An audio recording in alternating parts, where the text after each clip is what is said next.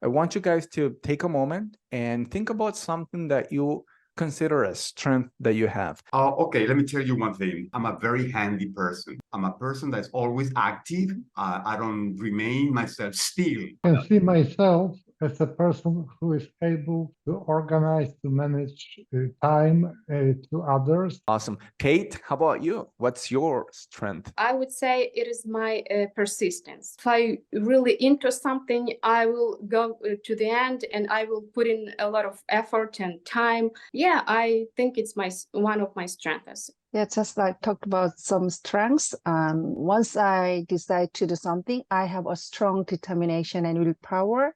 And also I have a great peace of mind when something happens very frightening and very frustrating, whatever it is. I'm so peaceful, so I can handle my mind. You mentioned willingness and readiness to engage in English conversation. How do you use that every day or like regularly, like, attending conversation groups or in your life? I'm not afraid to speak to anyone. I always try to be positive. I try to find something in common to create a connection with a person. Yeah, that's great. I mean, you are a good conversationalist, what you're describing there. And that's an amazing social skill. Wow, I admire you for that. And G, do you want to share a little bit more about your strength? When it comes to things with English, I have strong determination. Whenever I have time, I try to read out loud. When I am driving, try to speak to myself or speak to my son in English. And also just feeling like I'm the author. So trying to present that contents to the people like that. So I do my best and try as much as I can. Well, the topic that we are discussing is titled Signature Strengths. Why signature? I mean, your signature, your actual signature is unique to you. Therefore, the metaphor here with signature strengths, the strengths that are very unique to you. Your uniqueness is most clearly represented by your strengths: creativity, curiosity, judgment/critical thinking, love of learning, and perspective. Those are categorized under wisdom, right? Next, we have bravery, perseverance, honesty, and zest. Next set of strengths: love, kindness, social intelligence. Then we have teamwork, fairness, leadership. Then we have forgiveness, humility, prudence, and self-regulation. And lastly, appreciation of beauty and excellence, gratitude, hope, humor, spirituality. Those are the 24 strengths. We're good? And another author tells us every hour you invest in an area where you have natural talent has a multiplying effect. Whereas each hour you spend trying to remedy a weakness is like working against a gravitational force. Yet many people spend years or even decades working on weaknesses in hopes that doing so will make them well-rounded. What do you think about this idea that it is better to focus on our strengths and maybe even becoming better at utilizing those strengths rather than trying to remedy the things we are naturally not good at, our weaknesses? I would say that statement might be a little bit controversial there. Some people will argue that you should also care about the things that are your weaknesses. I would say that our strength, we have to make sure that we use them and we are going to be much better and we're going to try to polish them. But our weaknesses, we have to find ways to mitigate them for sure. We're going to move on to the next activity, which is very fun. Take 3 minutes to put together your strength profile. So out of the 24 strengths presented here, what are your top 5 strengths? Rank them, okay, from highest to lowest. Paste it in the comments then. I want to see everybody's strength profiles in the comments. So keep that strength profile because we're going to use it for the next discussion point. So we've got Ahmed, creativity at the top. Love that. Love of learning, honesty, kindness, teamwork. Yes. That's a 5th. My strength profile: creativity, curiosity, appreciation of beauty and excellence. Too much of it might be interpreted as perfectionism, too much of it, but if it's kept moderate, it's okay. Leadership, perseverance.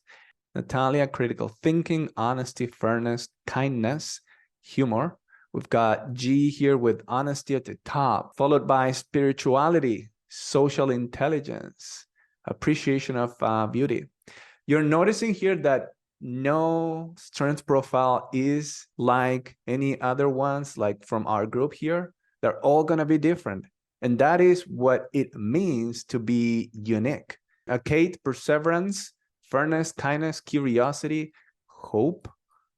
Yuli, perseverance, kindness, prudence, fairness, forgiveness.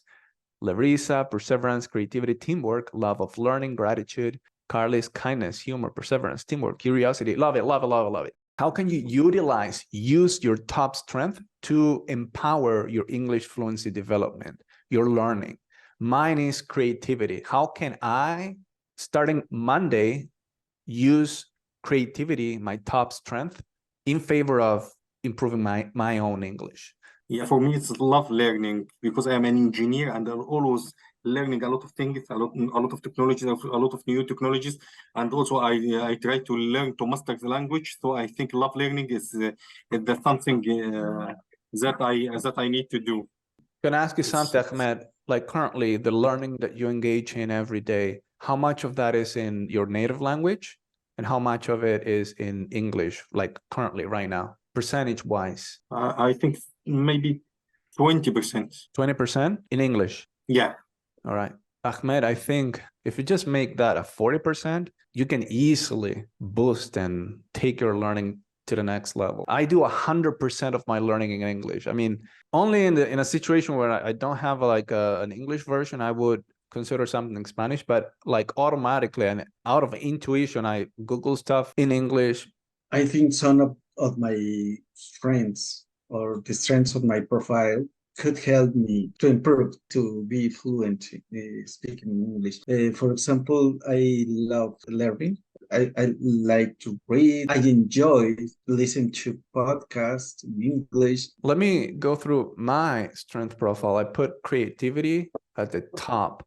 And this is actually great for if you're an English learner or a language learner, because knowing English means that you can understand it and that you can produce English, meaning you can write it or you can speak it. And creativity is all about creating things, creating something. People that actually value creativity, I think they have a leg up, they have an advantage in this case. You have like love of learning, second place, that is a great advantage as well. So we have different kinds of advantages. I am curious, so I am constantly, learning new things. Then I've got number 3, appreciation of beauty and excellence. And, I have always paid a lot of attention to my mistakes and wanting to become better and to refine my English. And I think it goes back to this strength or virtue. I appreciate excellence, so I don't want to be making mistakes. I do take them as up whenever I make mistakes, which happens all the time. I take them as an opportunity to actually improve. Leadership, I think it's key in my current focus of building a supportive environment and community for English learners, heroic English. I think if I didn't have leadership, I would be doing something else. I wouldn't be putting so much energy and focus on building this community of deeply passionate English learners who want to better themselves. Tomasz, how do you think your leadership skills can help you with your English? Do you see any way that they might connect? Team activities, for example, organizing Zoom sessions and I see leadership as something that can give you the power to really take initiative in things. Like, what initiatives can I take that will help me connect deeper with this thing that I love, which is English, and I want to pursue this objective of becoming more fluent or making it a bigger, more important part of my life, whatever that is. I can take initiative. I don't need to rely on anybody to really help me. I can do it myself if I take initiative, and that's a superpower in my opinion. I Yeah, I love couldn't that. agree more because I could be a leader for myself. Question for both of us, Tomasz and myself, because we both place curiosity second. What's the difference between curiosity and love of learning?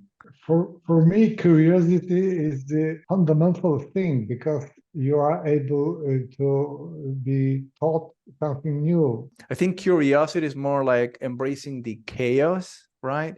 Versus love of learning is learning something with a bit of like more structured approach. Curiosity is like being a little bit open and exploring new things, new topics, going into the unknown a little bit further. As for me, I am very curious about the origin of English words. Sometimes it is like that some words are spelled in a very strange way, and I like to be very curious about the origin of that word, and then it is more easier for me to remember to memorize that word and how it is spelled and how it should be pronounced. Your mastery of a word is more solid when you know the etymology of it, like how it originated, how it took the shape that the word has. And that's like a very direct application of curiosity, because if the question is how can curiosity help you with your English, in this case you're addressing English itself. Like I'm curious about the origin of words. I wonder if critical thinking is something that could fuel your understanding of grammar, particularly if you're coming like from the perspective you want to understand the engineering of the language, the fundamental parts and how they interact and with each other. I think that's one that I also like. I could have included in my top 5.